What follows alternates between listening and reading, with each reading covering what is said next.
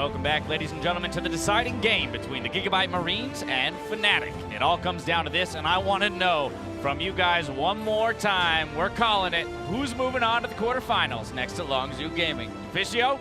I'm going Fnatic, for sure in this game. Riding it out. Yeah, I'm going all the way now with Fnatic. They have the confidence, you know, they're all really believing in what they're doing. They're playing really well. I think they now understand against GIGABYTE Marines, you need at least some early game presence. It could be from your jungler, it could be fairly strong lanes they're drafting, early wards to spot a lane swap, and then they will also just beat them in late game team fight. So I'm going with Fnatic. I mean, that said, the GIGABYTE Marines, they've surprised us throughout the tournament time and time again. Almost took a game off of Longzhu today. Crumbs, what are you thinking? Well, I'm not going to be alongside you to counter your jinx this time, Deficious. Damn, that might be it now. Be careful.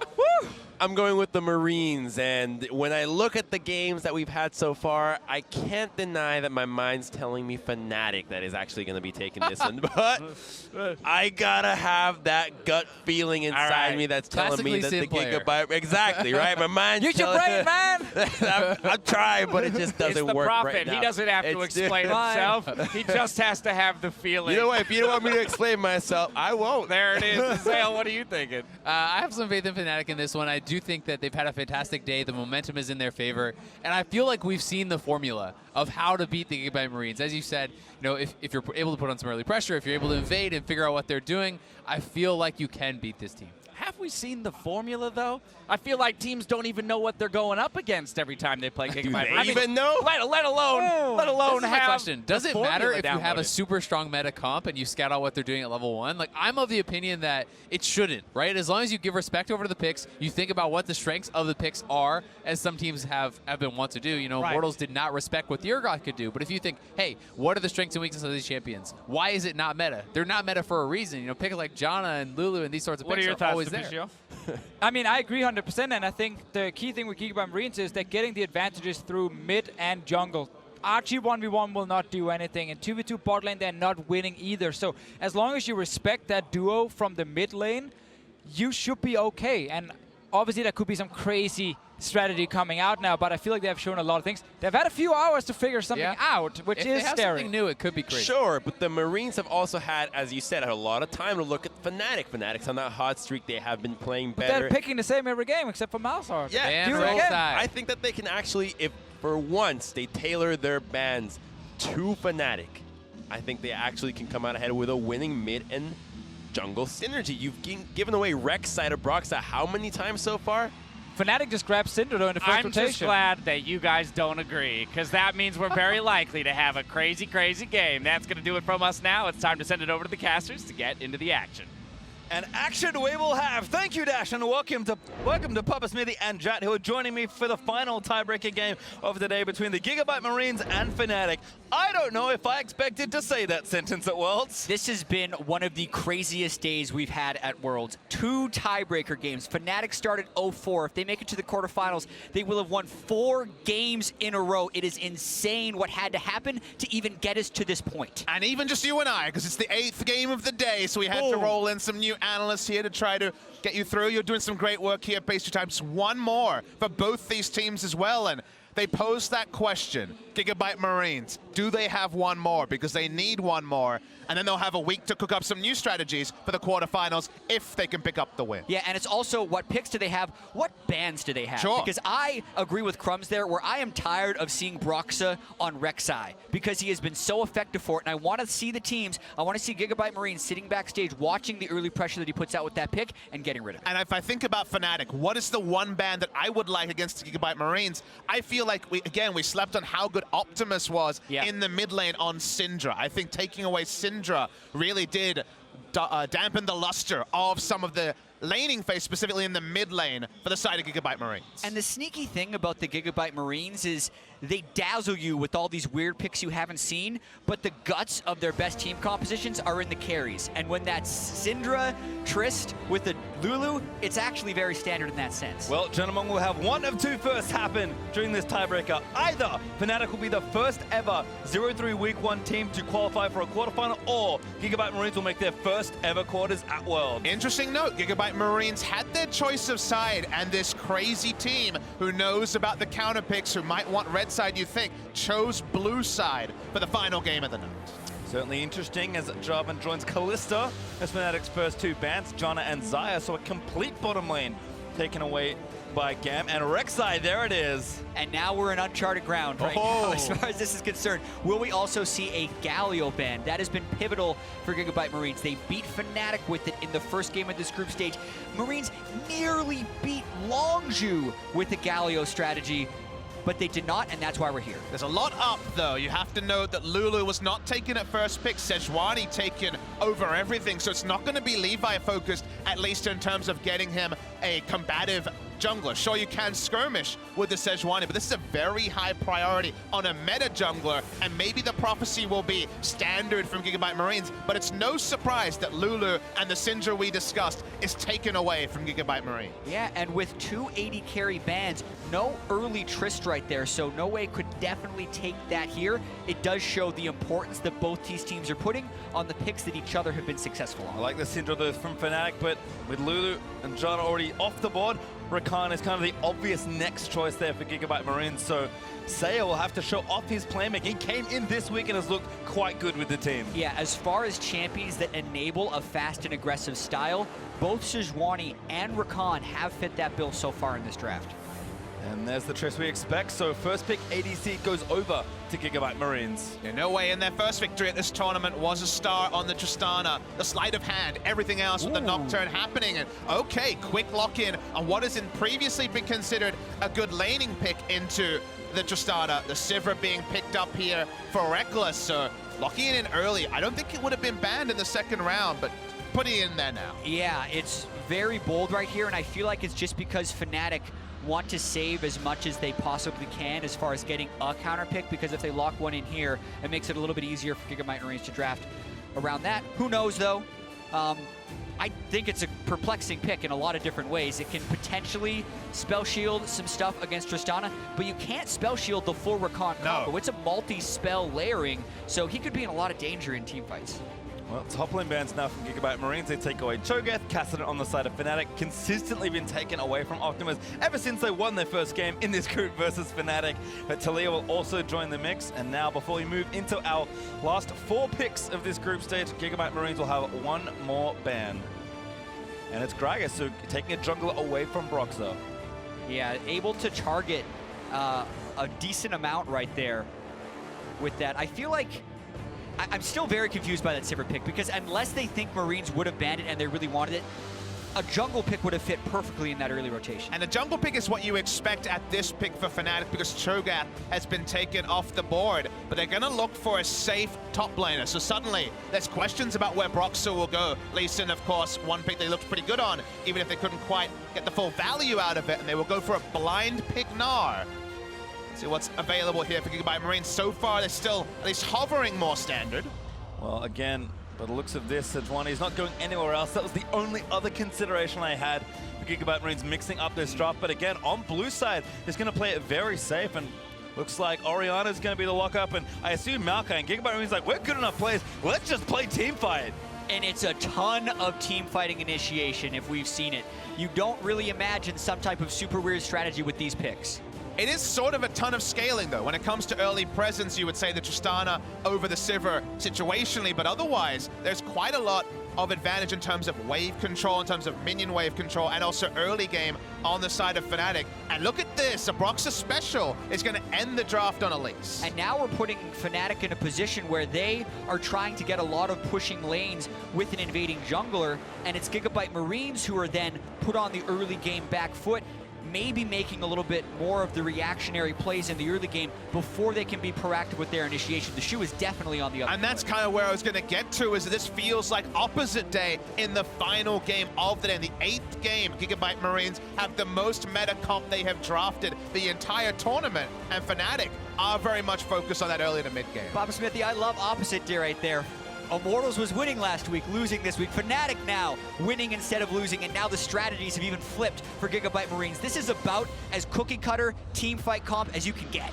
Well, I love Fnatic certainly putting power in the right hands. A comfort pick for Rekkles, counter picking a comfort jungler for Broxah, and giving Captain early Syndra just to give your rookies comfort. Fnatic know they have come so far, but if it gets undone here, that is the most possible heartbreak for Fnatic and their European fans. It's the most possible heartbreak for any of these teams. We have never had this type of three-way tie at the World Championship where everyone goes 2-4. So everyone has had those moments where if one thing goes better and they win one team fight, they wouldn't have even had to be in this tiebreaker. Now that it's down to the final game, all of your sins of the past can be erased.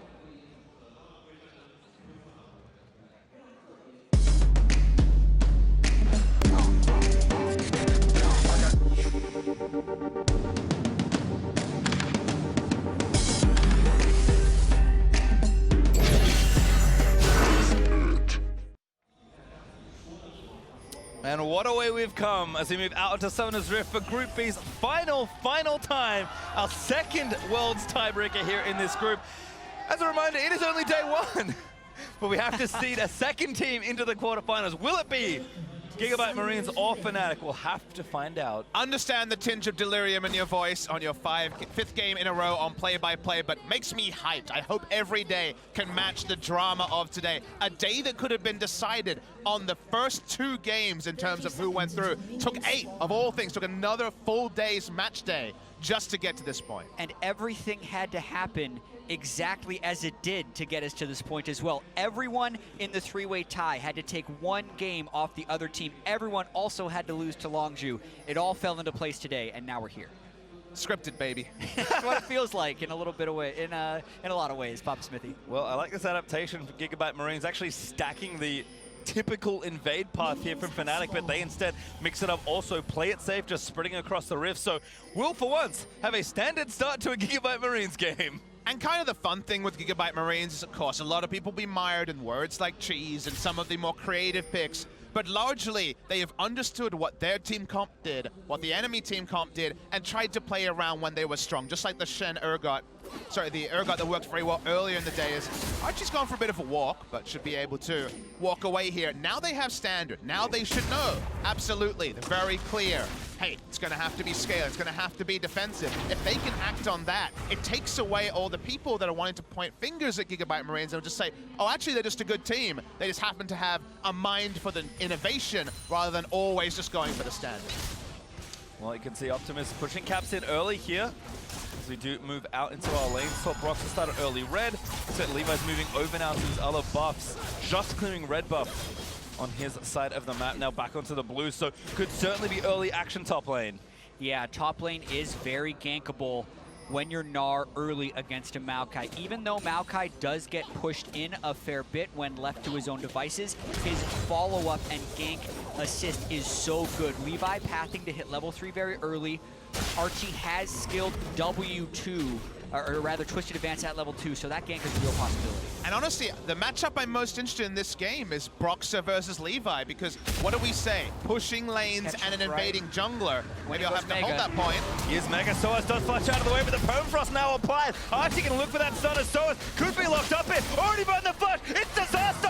First blood for GIGABYTE Marines. Just like it was last game when Fnatic played Immortals, the very early gank top lane as Broxah passed towards the bottom side. No counter to be had, and great timing by the Marines. Didn't even have to expend a flash. He's also going to stay for a potential repeat gank. This could be certainly. Curtains on the laning phase. Now if he falls behind and lane, can't be the same bully. And he thinks he's safe. Now the question is, how patient is Levi, and can they get him again? He's playing very safe, and he knows the wave will crash. Where's he pushing? Flash root. Archie gonna try and make it happen again. Permafrost reapplied to sOAZ. Has to run his way out of there, but tag. He's gonna get stunned up again. sOAZ just comes already over, but he leaps over. Finally hits sweep, and Levi flashes with the red buff, and he's gonna turn the trick again. And that ganks the killer, because he can no longer teleport back into the wave to catch the experience. And it buys so much time for Archie to get levels as bot lane. Slick reflexes there for Broxah, but a lot of damage being dished out on either side. Noway barely living the burst. They don't even have a heal barrier. They could potentially lose the turret. That's why they're teleporting down with the Maokai. Cancel. Does not cancel, excuse me. Make sure his bot lane stays safe. That is a real team commitment from Archie. So much stuff happening in this game. Archie had a huge experience advantage over sOAZ. He teleported back in, and as Jack mentioned, could not get a lot of experience. Those extra levels, also the item time is going to be likely hit much earlier for the Maokai, trivializes a lot of the early harass that sOAZ can do. He's finally back into lane. He'll start to control it.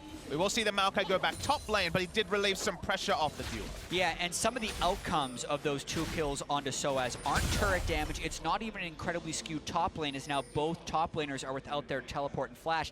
It's actually just a very fed Levi on Sejuani. So he'll be hitting level 6 quickly, he'll be getting Cinder Hulk very soon, and it's about how much he can use the advantage, because don't really expect Archie to be able to bully sOAZ there after using this teleport bottom and also not picking up the last hit on either of those kills. Got to keep tracking Levi though. Looks like he's back to business here in the top side.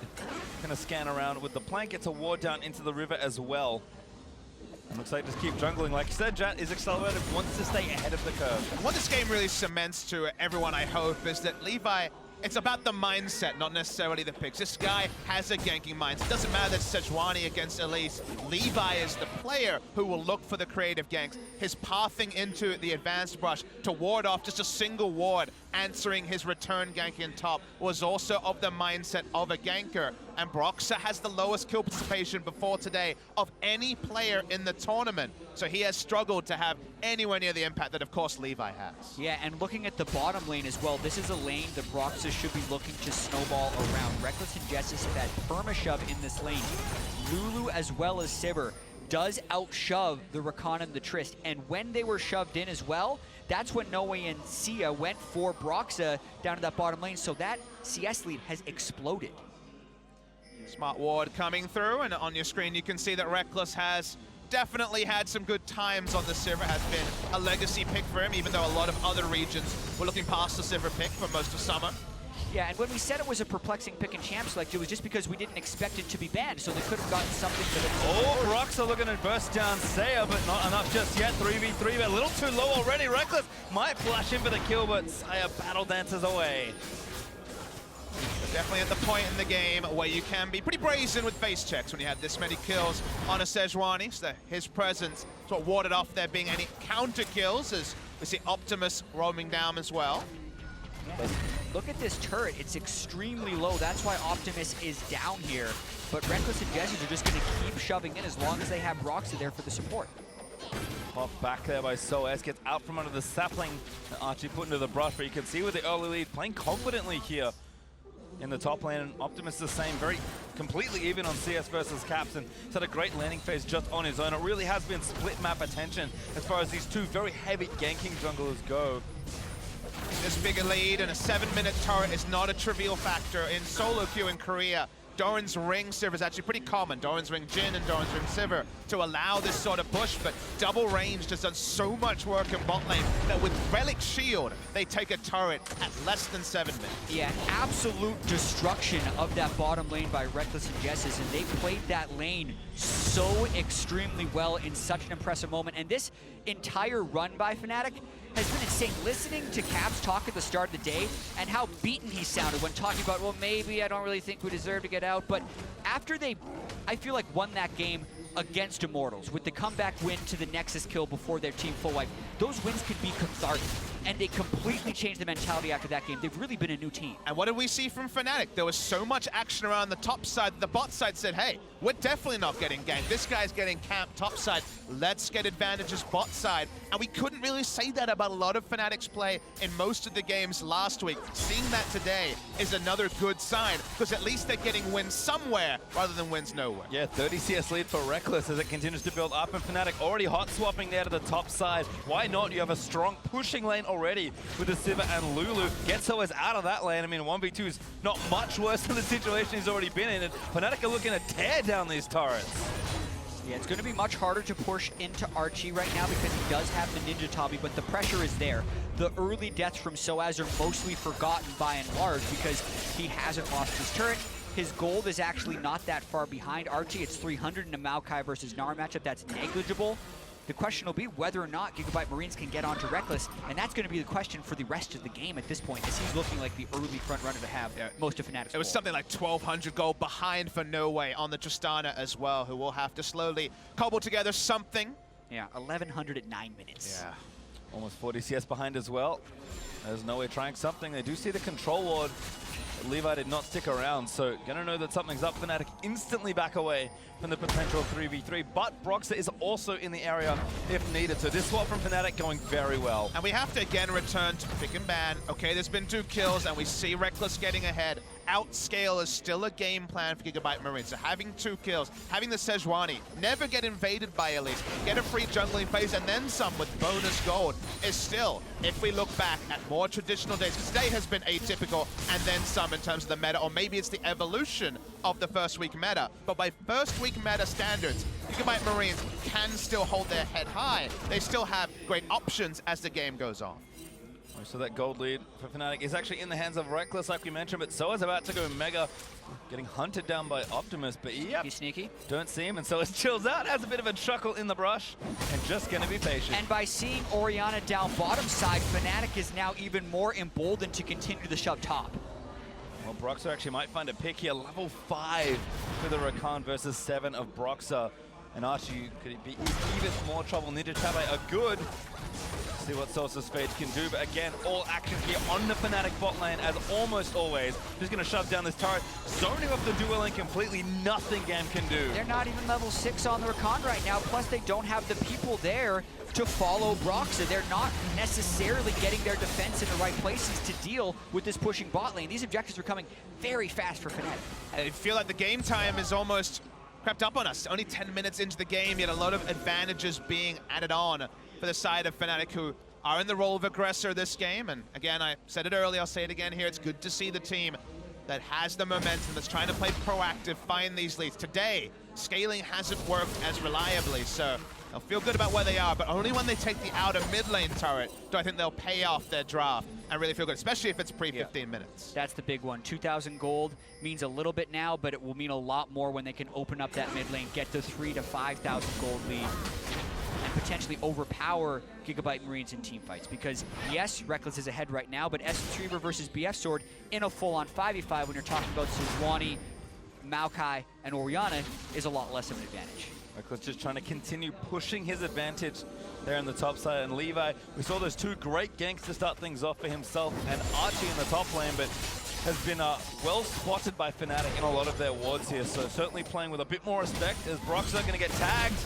Could get chain stunned here, but a great cocoon might save him. Flashes in, rappel down, can't make it to that raptor, but Cap is going to save him now. Rekkles actually moving in with the ultimate. Levi a little too far. He's going to dodge the next turn. Needs to keep going out of the way. Blast point's over. Into Jesiz waiting arms. Cap lets the ultimate go. Oh no, Saya. Defensive quickness doesn't find it. Oh. Shockwave adding insult to injury as well.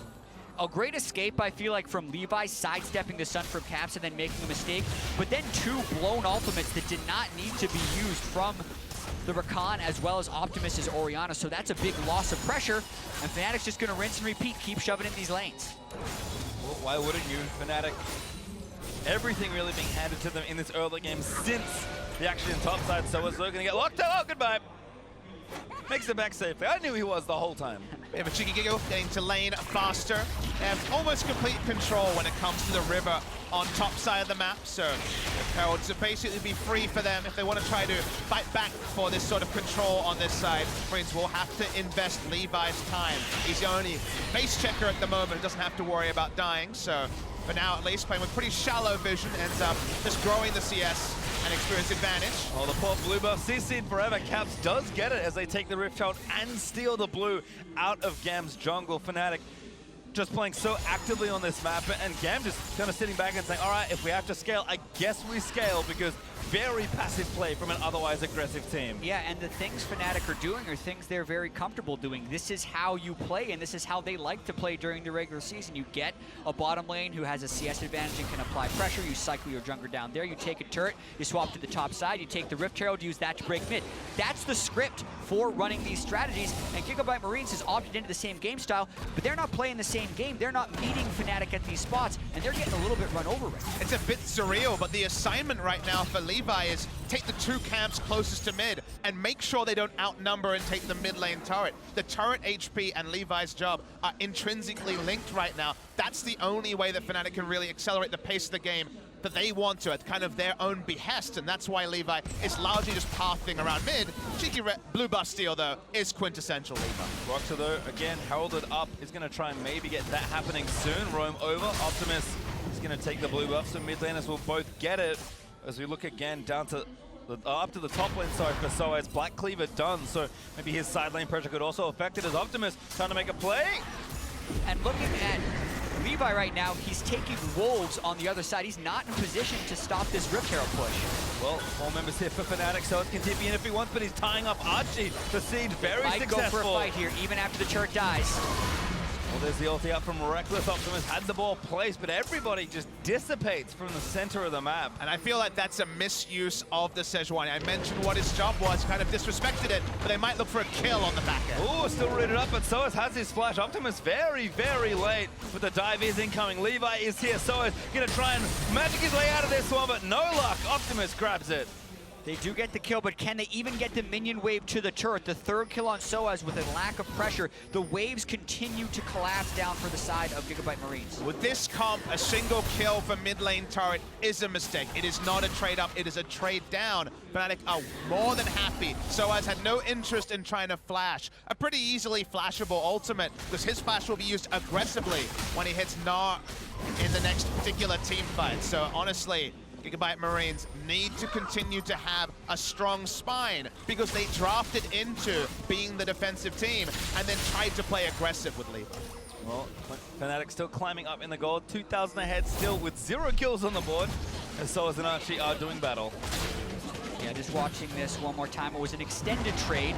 sOAZ did use his Gnar early, but once the mid lane turret goes down, it is really hard to escape a Maokai, as we can see Fnatic taking that Mountain Drake. While this replay is happening, they just chased on. They knew Fnatic would probably be recalling after that mid lane turret, get the slow. Yes, sOAZ potentially could have flashed, but he still would have been run down by Archie and Levi. Better to hold the summoner, and they'll take the Drake off the back of it all. So business as usual for Fnatic, given how they've been the last 3 games. Insane to think they could potentially go 0-4 into 4-0. Oh, another kill here, potentially. Cap's actually going to grab his first. No, not yet as Archie. I think maybe I'm in the ult with his W, but still sOAZ whacking away, and Caps does grab it. The tables a turn for Archie. The other guys have more people this time, and there's still no pressure on the other side of the map because that was a play made by Fnatic while their waves were pushed, so they can essentially make it cost-free. Good catch by Pastry Time. He did manage to W through the damage, but his death was guaranteed and all of that. Look at Rekkles' stats just in this game. Domination in the Sivir lane has certainly been achieved, and still no real confirmation that it's all worth it for GIGABYTE Marine. Yeah, I mean, you look at this overall gold lead for Fnatic, and it's 2,800, and then you look at just the bottom lane for Fnatic. It's 1,600 for Rekkles and 1,200 for Jesiz. That's 3,000 gold. That's the lead, is their bottom lane right now. You're not supposed to smash lane, and of course not in kills, but in terms of CS with Relic Shield. It's the bonus for both of them, plus the turret gold on the multiple turrets they've been involved in. So gold standard achieved for Fnatic, and still a waiting game for GIGABYTE Marine. And kind of continuing a very inverse situation we've had today. Fnatic might win a game shutting GAM out of objectives, which I don't know if it's ever happened. Finally, they have a kill on the board. Caps was able to collect the last one, but it is always odd to be behind in kills but ahead in objectives. But Fnatic have played a very calculated game to get to this point, as Levi will grab the Scuttle Crab there. And there is a bit of a meme for Sivir games called the 500 CS win condition, where Sivir gets 500 CS. That generally means Sivir is max items. Against double frontline, you're just ricochet critting all the way to the backline, and it's a very strong strategy. We're already 2/5 of the way there, and GIGABYTE Marines hasn't gotten close to turning on yet. Rekkles has had some of the best CS per minute of any player at the World Championship, the highest coming into today. So Fnatic will be fairly confident with what was that early pick Sivir in the draft after they had seen the enemy bottom lane. And Sivir in the Ardent Sensor meta, remember that the support is another squishy that will not be buying armor for the majority of the game. So those ricochets are hurting 3 members intensely as the game goes on, and not much mitigation will be found through armor from either the Orianna, the Tristana, or the Rakan. Fnatic still weaving very effortlessly across the left side of this map. sOAZ in a 1v2 right now, so he respectfully backs away. Gamma completely backs up against it. Broxah gets tagged by a good chunk of damage from Optimus, but pressure is happening in 2 lanes, and sOAZ is happy to absorb in the bot lanes. And those are the little things that GIGABYTE Marines need a lot more of. Anything to disrupt this cycle that Fnatic is running, because they have played this game so many times, you need to be able to delay it with poke like that. You have to wonder, do they have to start opting into multiple scrying orbs? Because getting Baron Vision has been impossible for them for the last couple of minutes. Sure, it's going to spawn in 30 seconds, but right now, actually pushing forward on the map, outside of what we see on the bot side, has been very difficult for them. And the Baron will be another headache, sure. sOAZ is making them fight for this turret as well. Gets some damage down, but Noway should have enough to finish it off. Meanwhile, Rekkles chasing after Optimus. Shockwave, not good. Rekkles with a great spell shield as the stun from Caps was only just a bit short. Second one that is just barely missed to the left or the right, thanks to sidesteps or Caps moving it a little bit. If they get that pick, they potentially do move for that Baron since they already had the Mountain Drake, but Optimus escapes using both summoner spells. Caps ended up flashing as well. So that's an objective trade up for the GIGABYTE Marines. First good news story for them in a long time. We're seeing action, I think, in 2 lanes. sOAZ up and away. There could be the combo. Not going to go for the dive. Actually, they will. Noway goes in for it, but he can't follow after a great flash from sOAZ. A lot of turret shots being taken by Noway and Sejuani right there. So they do get some pressure down bottom lane by forcing the flash, but they learned a lot themselves. Yeah, Levi's ult was used in the mid lane as well. Got the cleanse out of Caps. Double summoners from Caps, so that's pretty good on that particular side. So a lot of action, relentless aggression in 2 lanes for the Marines, but no ability to grow it bigger. But gold lead also, it's contracting. Only 1,700 gold at 20. Yeah, and also if we were to find the game that would be most similar to this one so far at the group stage for Fnatic, it would actually be their week 1 game against Immortals, where Rekkles was really fed. He had a dominant laning phase, but Fnatic as a team wasn't able to make that many plays, and eventually it came down to one big mistake. As this gold lead is still marginal, it hasn't increased in percentage, it has stayed pretty much 2,000 to 3,000 for the past 10 minutes. That fear creeps into your head. Fnatic has playmakers this time. They have the Syndra and the Elise. In order to make it to the quarterfinals, those are the guys that are most likely need to make some plays, because Rekkles can't do everything on Syndra. Optimus is going for second item looted, so wants some power of his own in the mid game. Stop there being more of a trough. It's usually a replay what happened around the mid side while we're focused on bot lane. So still investing in some mid game. They know they're going to be comfortable at 4 to 5 items, but and just that little bit more power early certainly will go far for Optimus.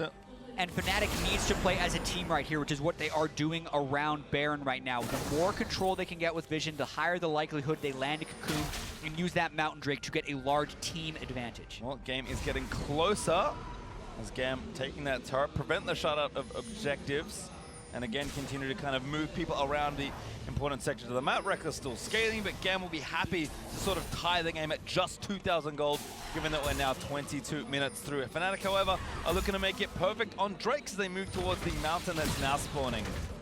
I think GIGABYTE Marines will do fine by just opting into gold right now by taking the outer top lane turret.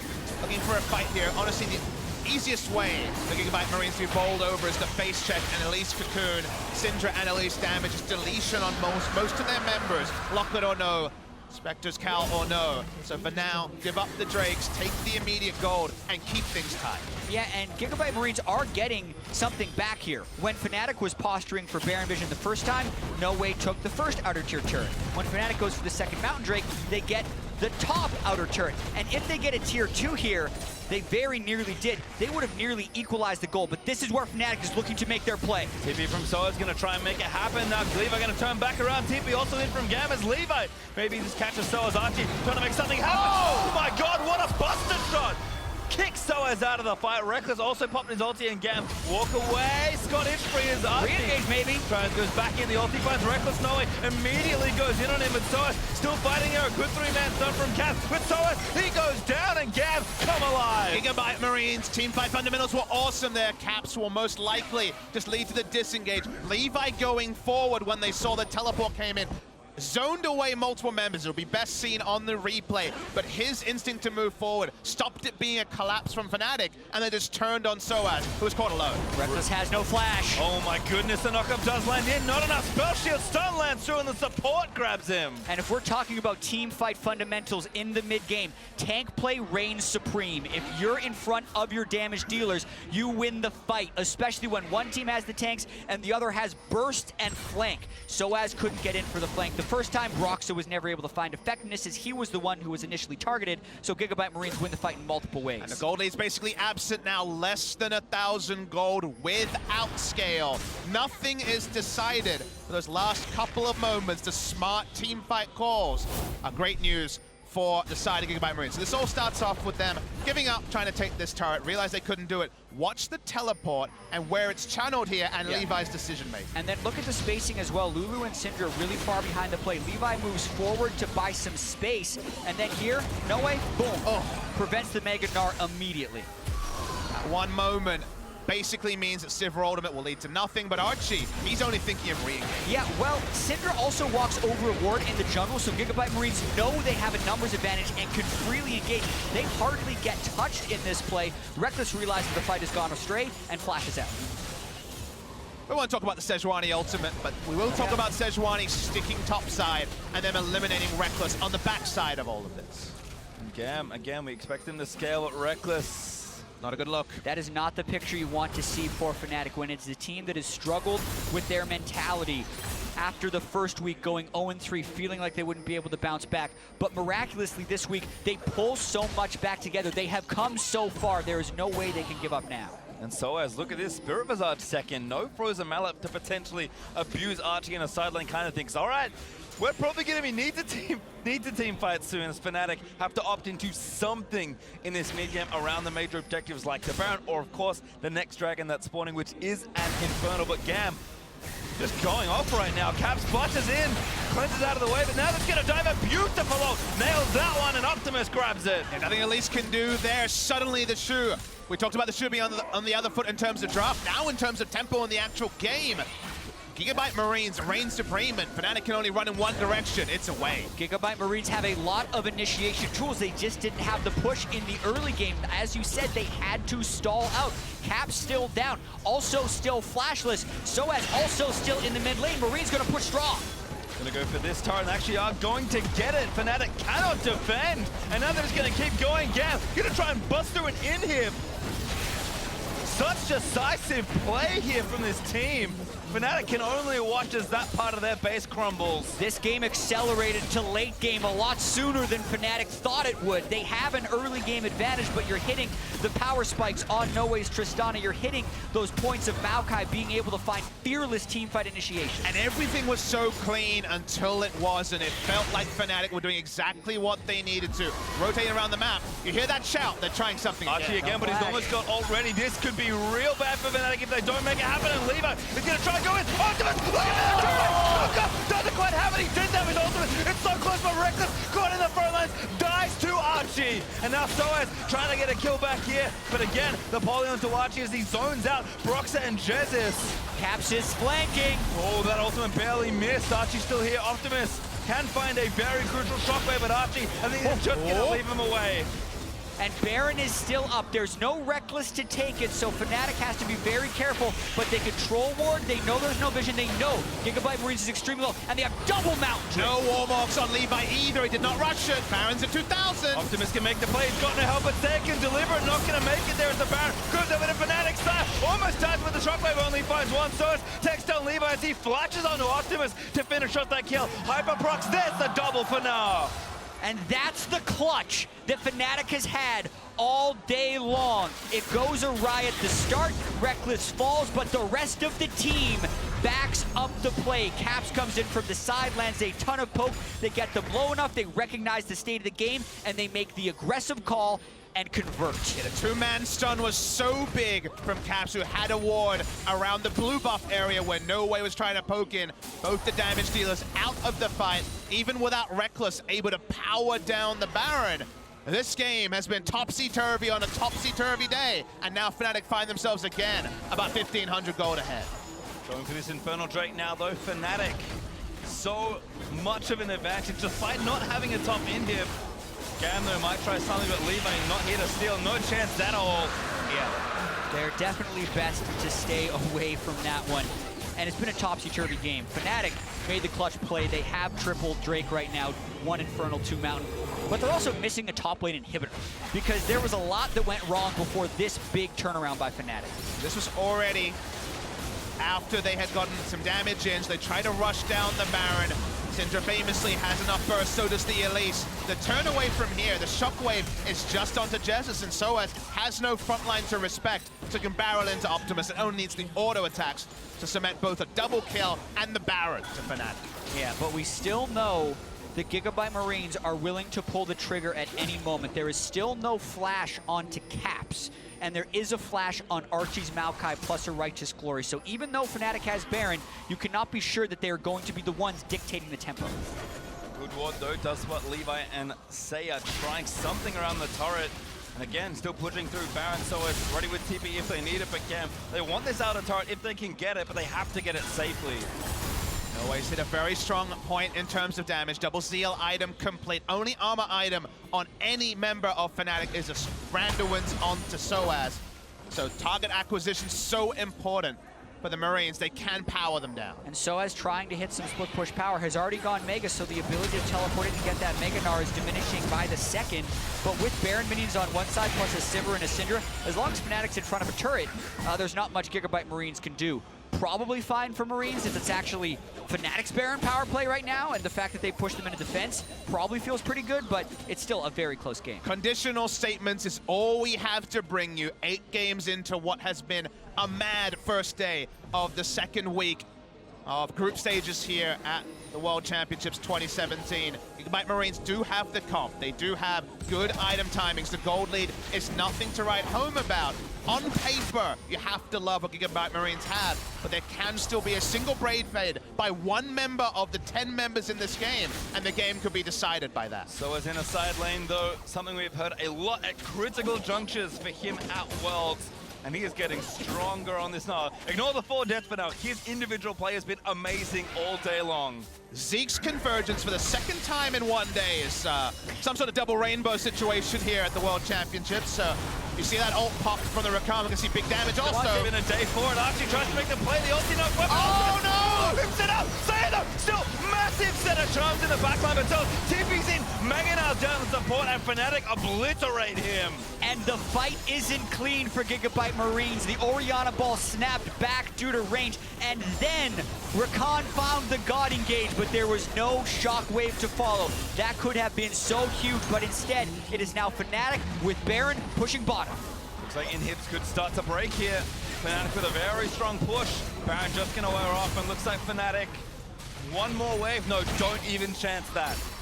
Moments like that can decide best of 5s, can decide a best of 1 here to decide who moves forward, and the sombrero, as we call it, when you self-ult yourself when you don't intend to, could be super critical from Optimus because the setup was good. And the thing is, in this group, all of these teams entered the tiebreaker at 2 and 4 as he jumps into Rekkles. Noway with no fear. Nothing to see here. Moments like that are things that all these teams have experienced because they've all lost 4 times. There have been those incredibly close clutch moments that they have fallen short on, and when they finally land it is potentially when they make the quarterfinals. Watch the fight here. Ball is leashed onto Archie. And Flash, back. twisted advance. Honestly, Optimus has the ball on him for longer than you would expect in this scenario. That was just losing the moment. It's many games in a single day, 4th game of the day for him. That is a critical mistake from the mid laner of GIGABYTE Marines. But Fnatic have held strong, rewarded with almost 6,000 gold up worth of Baron power play as they creep themselves up a very strong lead. Still, GAM are in this one, but willing to press the pace are Fnatic. They know how to close out games like this. Wave clear from the Orianna when the Baron is down as they look at Caps. Remember Tristana and Rakan cannot get here. 5 Cliff, for he Marines. flashes out. Archie's still there. Levi gets stunned up on the other end, but Archie not very tanky, taking way too much damage. Just trying to buy time maybe for the dual end as Archie finally falls to Rekkles, but Noway's still there. Yeah, but this was a Marines engage in a 3v5. They have their AD carry and support over on the side. sOAZ, there's the dive, stuns one into the wall. Levi, chain stun by the Syndra, barely makes it out alive, but Fnatic still going. If they lose multiple members, they could just barrel through the mid side, but Caps is recalling first. They will lose bot lane inhibitor. Optimus out of mana, gets taken down by the clock tower. And look at these death timers, 50 seconds, 28. There is a wave coming up the mid lane if Fnatic really want to get cheeky. It's an inhibitor trade regardless. And trade is such a big word because next time, if we see any sort of win by GIGABYTE Marines, they also have an open inhibitor to attack in the top lane. So closing the game is very possible. Still, 34 minutes into our 8th game. Oh no, Jesiz! Down to Noway, caught recalling. Delayed recall when compared to the rest of the team is now caught, and that is a 42-second death timer, which will overlap with Baron by 20 seconds. And now they're going for more. Caps is flashless. They got it last time. They have to pop Banshee's Veil. Rekkles pops ulti defensively, but GAM will take the outer turret. GAM may not be playing a signature comp, but they are playing their signature style. This game is so fast. Inferno Drake's going to be up in 2 seconds. That's most likely what GIGABYTE Marines will do. But that's the only thing I can say with certainty about this team. Who makes that play for Marines where they send to bottom to engage 3v5 in hope of a pick? And now, the sneaky Baron. I mean, this is making another call. They turn onto Inferno. Fnatic Double Mountain. Straight onto Baron. Like you said, they're going to get it so fast. Yep, it goes down. Double Mountain, more than enough. And at the same time as GAM get the Infernal, Fnatic grab another Baron. But now Lulu's still in base. They're going to know this. A missed engage. I missed it. Quickness popped already, so it's going to hop over the wall to safety, but Levi might find a snipe. But where's the rest of the team going to approach from? They still have people in the river. It's totally scattered. And you can see attention from the pings onto the bot side. GAM don't have enough vision to try and get a pick. Fnatic, that was a lazy set of recalls, but they did not get punished. We're seeing exhaustion, honestly, in this game. We're seeing many more misfires in a row than we've seen scattered across multiple games today. Both these teams trying to power through what has been an insanely long day. We started the matches 8 hours ago, and they are still battling here on the Rift. It is not clean, but it's all about the clutch because we're 35 minutes in. And GIGABYTE Marines won that first game of the day. That is the only game they have won today. Aside from that, they have fallen to Fnatic and Longzhu and stood watching Fnatic versus Immortals because GIGABYTE Marines held the tiebreaker thanks to better win timing on their victories over Fnatic and Immortals. So, as you mentioned, an incredibly long day, and everybody is kind of just hoping for that second lease on life. Both of these teams have made so many mistakes during the group stage. If you would ask even the most hardcore fan, a lot of them would say at some point that their team didn't deserve to make it to the quarterfinals. But this is the world we are living in right now. And whoever wins this does earn it because battling exhaustion on an 8-hour day, being the best of the three, still counts. Whatever one side is facing, the other side is facing too. You can never lose sight of that. Everyone here with their hearts in their mouths, waiting for an engage, waiting for a mistake, waiting for an outplay. The next one, any of those three things, probably decides the game. If GAM can find the engage angle, if they can execute with this team comp, Fnatic may just lose on the spot. And Rekkles is insanely strong right here. When he upgrades his QSS to Mercurial Scimitar, he will be a full build Sivir, as well as having a Lulu, one of the best buffers of an AD carry. They have that inhibitor down in the mid. They're pulling Noway away from it, so it is kind of 180 carry versus 0 in the siege. If he can ever free hit, they would win the game. That's why GIGABYTE Marines have to be so precise in their engage. And you would say, what about the double stone plate? But Ricochet's so good against stone plate because it spreads damage across 3 members if they're grouped that have no armor. So getting damage onto the back line is a possibility for the Sivir. However, hilariously tanky Maokai and Sejuani are.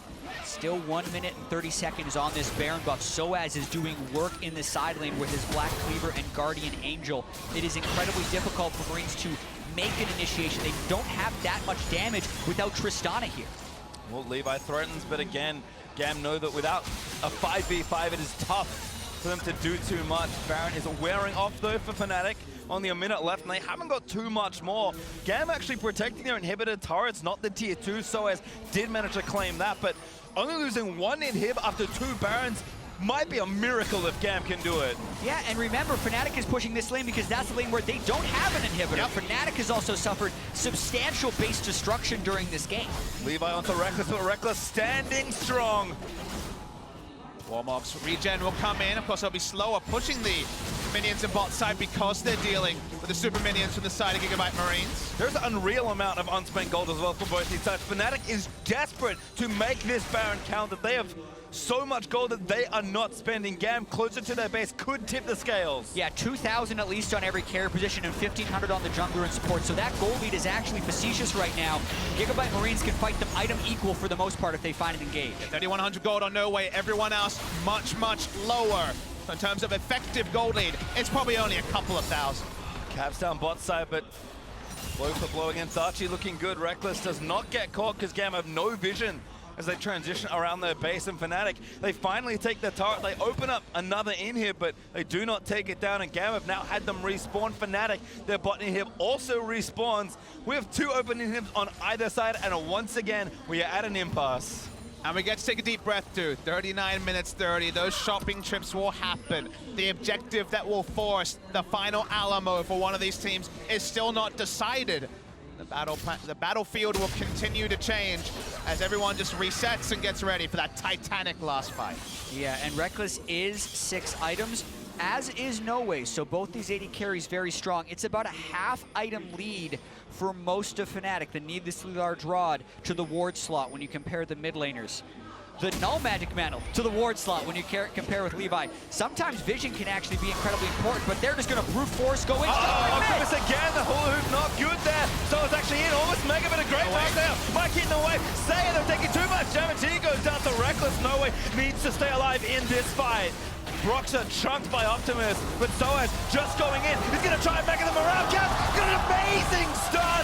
sOAZ gets a kill. Archie left out to dry as well, but Rekkles is going to be the target. Flashes out and does not die. Jesiz though could get greener as Noway moves in there, does get the kill. What a chaotic fight. It's 2v4. Fnatic still has a full house. Syndra! Great stun, Noway barely lives as Caps can't finish it up, but Broxah, he's taking it in him down, and Levi flashes out to barely live as well, but sOAZ gonna hop after, should go down. Levi, oh my god, he's buying so much time. And Noway also killed the minion wave in mid. Another extender of the game. If you open up enough space to Sejuani, gets the Warmog's healing, that's gonna buy more time, even if his demise is likely. Noway getting that minion wave dead in the mid lane is game saving. If he doesn't do that, Fnatic are in the quarterfinals right now.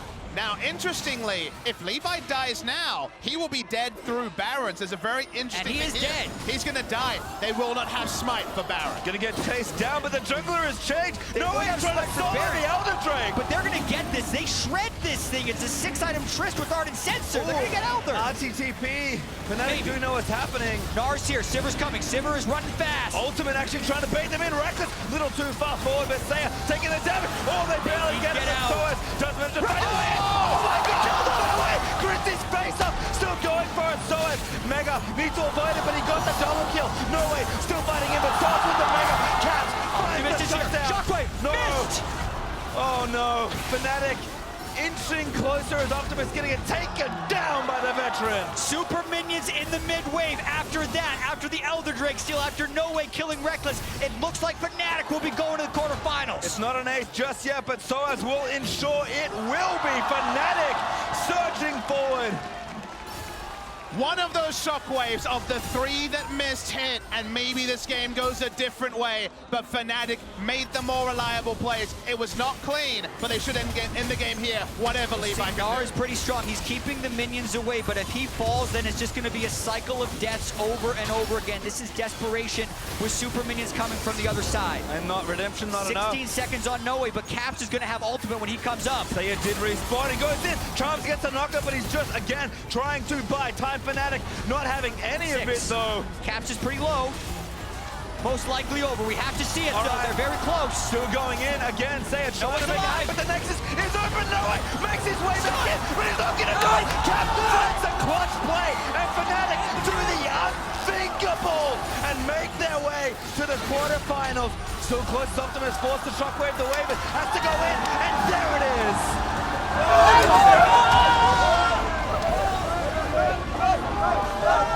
Fnatic are ecstatic.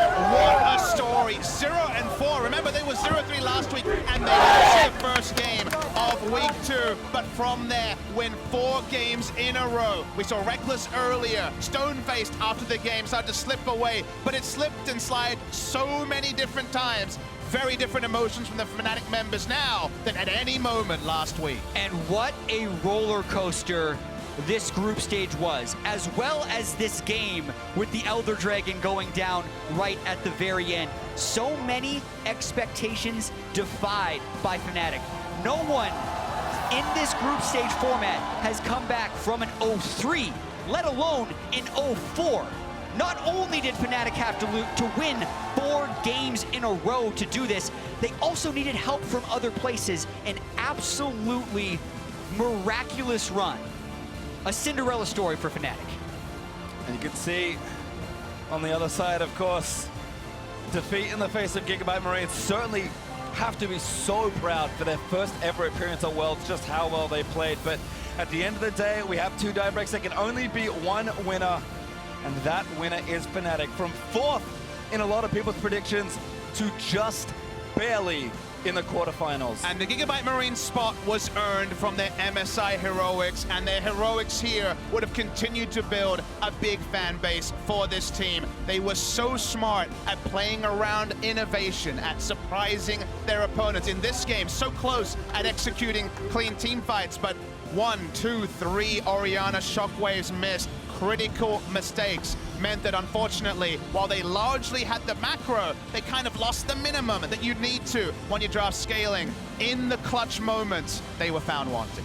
And you can just see they're playing those fights in their head over and over again. They were in winnable positions, not only in this game, but in the one prior against Longzhu. They nearly handed Longzhu that first loss as well, because that's just it. They've been playing and watching games today for 8 hours. The toll of it all and the stress makes it so difficult. And also all the more impressive, the Fnatic went 4-1 today. I mean, we started again this tiebreaker off. 2 teams that had never been to Worlds before versus the oldest League of Legends organization in so many ways, but it is that experience that managed to get through. We are lining up an interview with Caps, so I think certainly has to be credited. We'll hear from him in a second, but what an amazing set of games from a player that underperformed maybe more than any in week 1. And looking at a lot of stats before Worlds, one thing that stood out was Caps performing at a very high level in wins and a very low level in losses. So he's a player that really needs to succeed for this team to win. And he succeeded in a large way this game, especially in multiple fights. Where Rekkles went down, it was Caps carrying the damage in a lot of these fights, as well as the CC. You have to see some replays. You see, unfortunately, another missed shockwave, one of many in this particular game. At points in fights, you thought that even with shockwave missing, the 5v5 on-paper compositional advantage would be enough for the side of GIGABYTE Marines, but a 6-item Tristana was not enough to carry them through, as honestly the Tristana was left alone for a lot of these fights, was able to pick up some answering kills along the way, but couldn't be the difference. Yeah, and in many ways you thought this could have been a game-saving fight for Noway, and specifically this one. Let's watch it one more time, because they get the Elder, and then they crit down Rekkles. 1, 2, 3 shots, and you think, oh my god, it's over. Noway, though, can't get past sOAZ, is respecting Caps, and right there, he doesn't. He was trying to do the rocket jump buffer against the Gnar, but the timing is a little bit off. He falls. What if Optimus is there a moment earlier, gets the protect shield on, and then hits the shockwave? None of those things happen in this particular game. And it's just sinking in for me. I'm sure it's just sinking in for the players, that the one thing you wouldn't have expected from today is that if you were told, okay, it's going to go to 8 games, there's going to be a tiebreaker, you wouldn't have thought Fnatic would be in that tiebreaker after everything that happened on social media and in their games last week. That they come out smiling here, it's just a miracle. Yeah, coming into the day, we had Longzhu at 3-0, Immortals at 2-1, not the 2 teams in this tiebreaker, so both these teams made a big surge today, and it was Fnatic who ended up making it to the quarterfinals. We started with the what if, and we end with is Fnatic make it through, as that will be it from us at the caster desk for today. Let's send it over to Shoxo for a word with Fnatic's rookie in the mid lane. Thank you very much, guys. I'm here with Caps. Who else? We heard him in a video at the beginning of the day questioning if Fnatic even deserved to go through the day, if it would be a miracle. It is a miracle. No team has ever gone 0-3 in week 1 and made it. You won 4 straight games today to make it. Caps, how do you feel? Do you feel like you deserved it?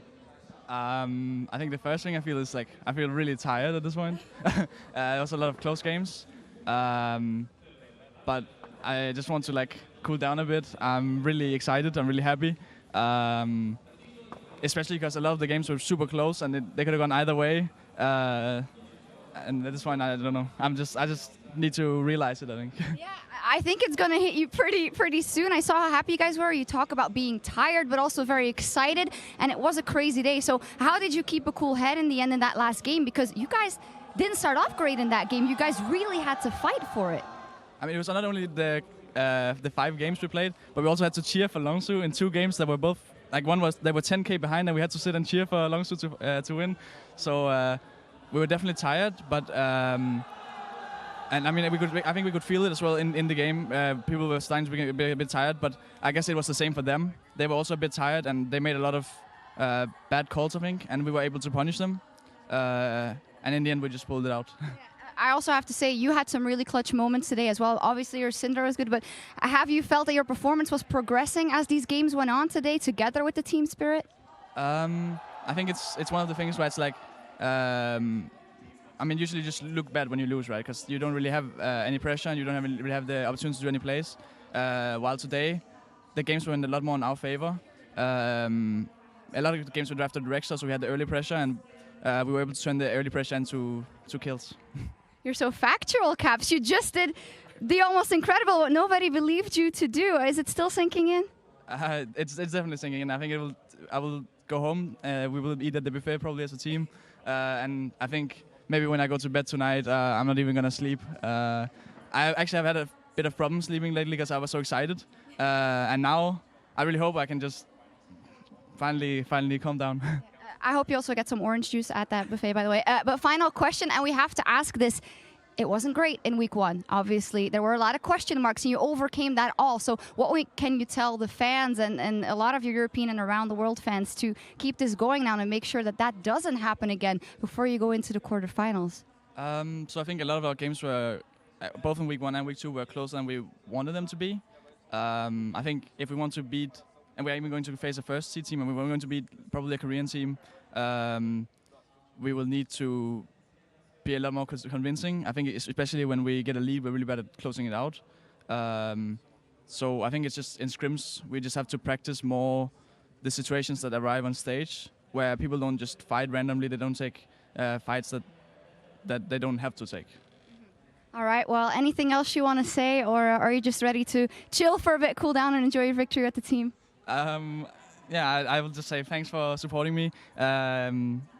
I mean, the fans have been great, even when we were losing. I know a lot of fans were still supporting us, and when we were 0-3, I still saw things like we can still get first in our group. So, so in that way, I'm just thankful for all of you out there supporting.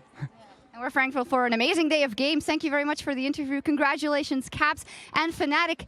They did it. Incredible. Back over to you guys at the desk. That they did, Shocks. Thank you. I am still simultaneously baffled. Oh, I predicted this from the get-go. Yeah, we knew it all. I was cold from the Baffled and impressed. Fnatic 4-1 on the day to be the first team in World's history to qualify to the quarterfinals after starting 0-3 in week 1. But more than anything, hats off to both of these teams because they left it all out on the Rift, right? We talked about it, 8 hours of gameplay today. You could see the exhaustion on their faces. It was all about a battle of who could make fewer mistakes, who could capitalize on the rest. Yep. Fnatic come out on top. They've made an incredible run. And I really do think that was the theme of the day, who could make fewer mistakes. And I think Fnatic, when it mattered, did play more consistently, was able to execute on plays. We saw key mistakes coming out of their opponents, and Fnatic kind of was the benefit of some more calm play. I think also individual players really stepping up when it matters. Like we had Rekkles some of the games, we had Caps as well, really showing up big time. And I think that was something that benefited Fnatic a lot that some of the other teams maybe didn't get to show, where it only relied on a Levi from GIGABYTE Marines or Noway here in the last game. But Fnatic had multiple carries to rely on. Well, I know you mentioned Rekkles and Caps, but this is a 5-game affair for Fnatic. I think every member got to step up at a certain point throughout the day because, as Shocks mentioned, this was pretty much just a miracle run for Fnatic. So many pieces had to come together for this to happen.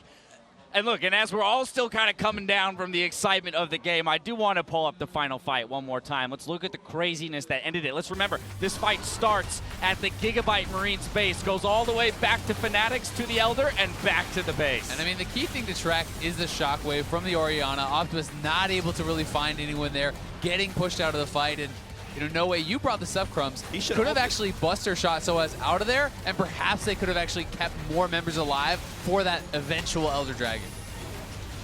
Yeah, the theme of the day really has been Tristana not using the Buster Shot, but he actually ends up getting so many crits and almost carrying that we get to see him here at the Dragon. And here's where he felt like he had that hero moment where he's gonna 3-shot Rekkles, explosive shot onto Broxah, then hits the auto attack with the Elder, and he's thinking, this is me. This is my penta. Here. But then the most criticized player from Europe, sOAZ, steps up big time, gets him with the ulti, kills the Orianna after as well. And he was 0-3 in this game because he died to the first few ganks. And yet he ends up actually coming huge in these fights here. So super impressive turnaround. He had a great Cho'Gath game earlier as well. And when Fnatic really needed sOAZ, he was there. You talk about the most criticized player in sOAZ. We'll have an opportunity to hear from him in just a moment, getting that interview set up. While we're getting that ready, let's talk about these 5 members on Fnatic and the run that they made here. Let's not forget, this was the 15th game that they've played at Worlds. This team had to come through the play-ins to get to the groups to now qualify for quarterfinals. I mean, if they don't have enough there's no excuses now. There's plenty of stage experience moving on to the next set of games. Yeah, there certainly is. And honestly, they've been kind of questioned the whole way, right? From losses to Young Generation to almost another loss, them almost going 0-2 to that other GPL team. Then the starting, loss to GIGABYTE Marines, everything kind of falling apart. It looks like they have no way to actually come out of this group, but everything came together from their good play to Immortals really falling apart in the second day. Their losses to GIGABYTE really helping Fnatic through. And that's kind of the crazy thing about Fnatic, because they have been inconsistent. There's not always what it seems to be a clear game plan of what it is they want to do. They kind of got to figure out the draft, and then sometimes in-game, they again rely on having some of these big moments from some of these individual players. Right, we're going to talk about the carries, though. Caps, Rekkles in particular, right? The rookie in Caps, he talked about some of the nerves he's had, the excitement of being at the world stage. But hopefully here, with some wins under his belt, that's going to help him kind of reframe his mindset and move into the next stage, feeling a little bit more like a veteran, feeling a little bit more unlocked. Yeah, he's had such an up and down year, basically, on Fnatic, because when he joined the team in spring, all of the Fnatic players said, this guy, he's the new one. He's the new big deal in the European mid lane pool. He's a prodigy. His mechanics. Baby Faker was there. His mechanics are fantastic, but we got to see inexperience, obviously, from this guy during the year, where he would overextend when he didn't need to. He would play too aggressive at times. He would get outplayed sometimes. Yet we're still seeing the mechanical ability shine through. And now here at Worlds, at least today, I feel like he's not made any of these over-aggressive mistakes. He's actually just been playing safe, but yet very smart, and he's been able to do a lot in team fights. Big growth from weeks 1 to week 2. As you just saw, Fnatic managed to secure a spot in the quarterfinals. Let's go ahead and head over to Shocks to hear from their top laner. Thank you very much, guys. Of course, we also wanted to hear from one of the veterans on the squad who's been through practically everything, but I think that this was still a crazy day. sOAZ, the story coming into today was really hard journey for you guys. You'd have to win every single game and go up against it. Can you just tell me from your perspective from last week, when we saw a lot of negative signals coming out of the team, into today, how did you live today and what changed for the team? Well, going 0-3 was pretty hard on us, and it was hard to pull through. We just had to focus on the games per games and try to get as many games. We're not thinking about going out of groups. We are just thinking that we wanted to eventually leave Worlds with getting a few wins, right? And in the end, Longzhu beat everyone and helped us a bit, and we managed to beat everyone else. So yeah.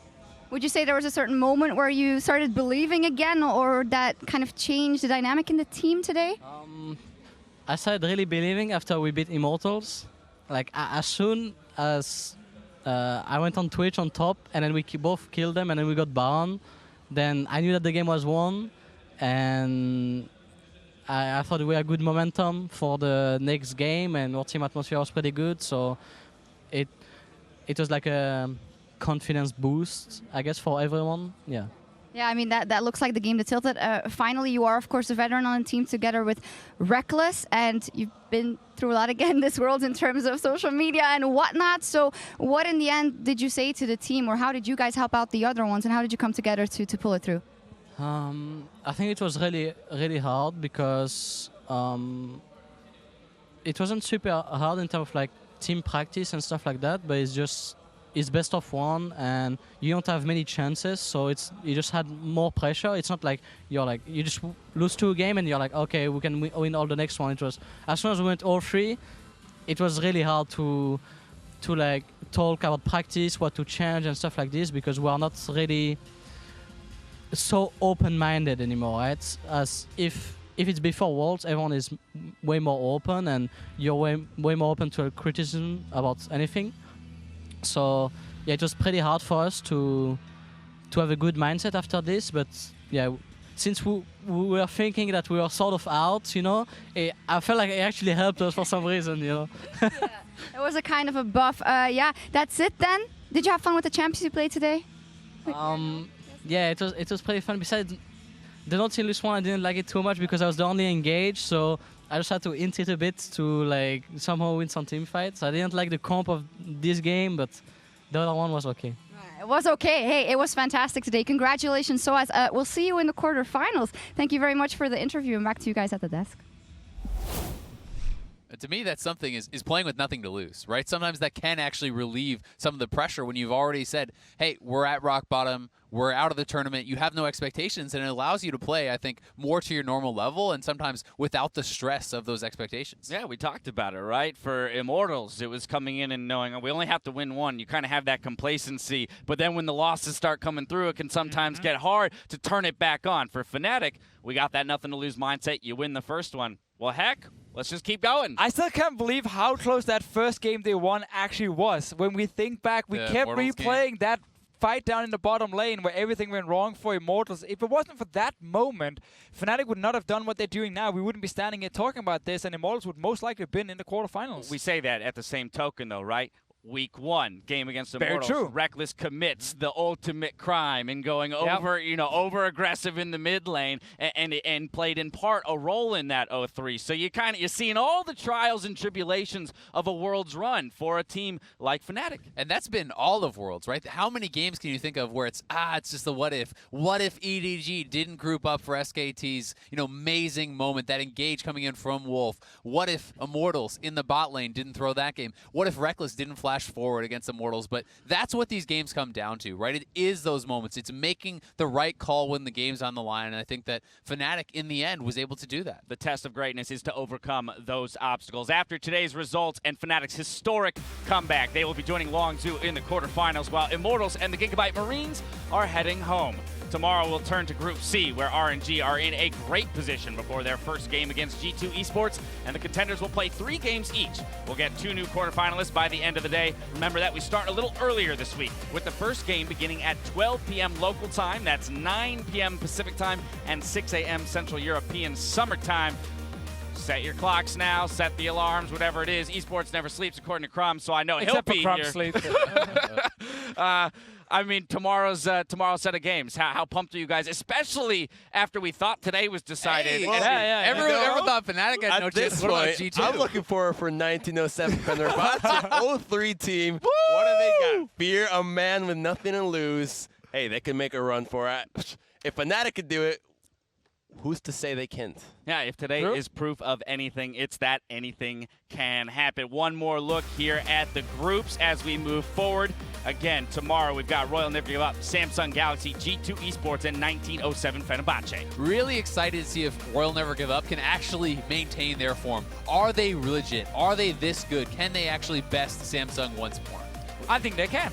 We're talking about the dominant Korean teams, right? Even Caps in his interview said, well, as a 2 seed, we're most likely to play a Korean team as the first seed in the quarterfinals. So the expectation is there for the Korean teams, and that question about whether or not RNG could be that Chinese team to really challenge them. Well, the expectation is always to plan for expect the worst, basically. So they're just ready to tackle the strongest. The expectation was also Immortals would get a group today.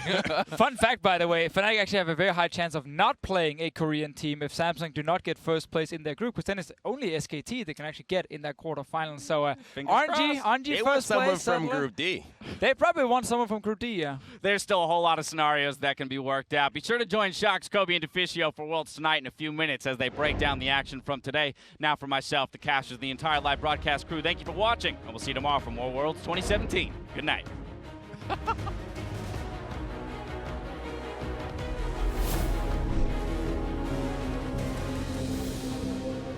Over the next 4 days, our competitors will fight to secure their spot in the quarterfinals, starting today with the teams in Group B. Legends never die. The ulti's not going to be in range for Levi. Flashes to get in, but the damage going to be low. Still gets him anyway. Blue smite. They might have the burst damage. The fear beyond death not quite going to come through. No, it is. He's going to eat him. But he's going to get the kill. He's going to get the Sheriff by. The Baron goes down, picked up. Now Cody's son, but he's up against Barrier. Only picks up 1 kill. Urgot cannot die. He will not be stopped. And this will be Gigabyte Marines improving 2-2. Connor really wants this battle. sOAZ running out of health. Popkin looks for the trade, but here comes Redemption. It's going to be the kill. Ray Hurricane on. He wants them all. He's got 1 so far. Jesiz next up for the block. The flash forward, a double kill. Still substantially faster than the group stage average. Longju take the fight, take it home. This is the game. Last game didn't happen. If we win this, we're in it. Rekkles going to come in and Broxah going to kill out of that one. And the flash forward comes in. Oh, the insect betrays his teammate. And it's going to be the ace for Fnatic. Hit the Nexus. Hit the Nexus. They got it again. Fnatic 1-4, the knockdown immortal. Run, get the great ulti down to charge him in his gorilla. Feathers fly! Still fighting in with the fight, put a dance around the pedestal for Frank. Gets him out, Noway though. Took down Cos, Noway. Still letting run. Gigabyte Marines, they win the team fight. It's gonna be an ace. Sunlands in on the Prey, but he did take out the Zillion Optimus. Make it happen, Prey though. Finds the pick, card grabs the knockup, and that's a kill. It was just too good to be true. Longju find their way back in. Fnatic leap forward. Broxah gets the kill on the cannon. Everybody's flashed in. Archie, the only one left is Broxah. Finds the final execute with the ulti. They needed to win, and they have done it. You're now seeing the late game differences, the late game value between God. Janna and Lulu. That has to be a record. That is insane from Prey. Cody caught by a Rupture. That's going to be it. Fnatic push through, take down the Nexus, and look to make world history. Nice, guys. One more game. sOAZ, Mega, needs to avoid it, but he got the double kill. Noway, still fighting him, but crosses the Mega. Cat, finds the shutdown. Shockwave, no! Kill Orianna. No, just end the game. Fnatic do the unthinkable and make their way to the quarterfinals.